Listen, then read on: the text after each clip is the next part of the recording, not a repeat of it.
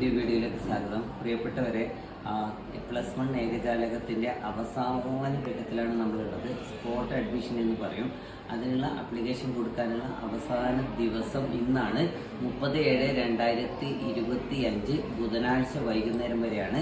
ഇനി ആർക്കെങ്കിലും അഡ്മിഷൻ ലഭിക്കാത്ത വിദ്യാർത്ഥികൾ ഉണ്ടെങ്കിൽ, അവർ രക്ഷിതാക്കൾ ഉണ്ടെങ്കിൽ, അവരുടെ പരിസരത്തുള്ളവരുണ്ടെങ്കിൽ ഈ വീഡിയോ അവരിൽ എത്തിക്കാം.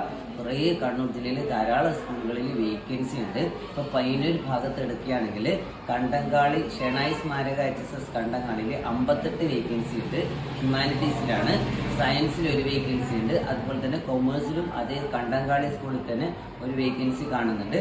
അതുപോലെ തന്നെ മാടായി ഗേൾസിൽ എടുക്കുകയാണെങ്കിൽ സയൻസിൽ ഒരു വേക്കൻസി കാണുന്നുണ്ട്. ഹ്യൂമാനിറ്റീസിൽ ഒരു വേക്കൻസി ഉണ്ട്. പുതിയങ്ങാട് ജമാഅത്ത് ഹയർ സെക്കൻഡറി സ്കൂളിൽ ഹ്യൂമാനിറ്റീസിന് ഒരു വേക്കൻസി. അങ്ങനെ കുറേ സ്കൂളുകളുണ്ട്. എല്ലാ സ്കൂളിലും ലിസ്റ്റ് പട്ടിക ഞാൻ പറയേണ്ടതെന്ന് വിചാരിച്ചിട്ടാണ്.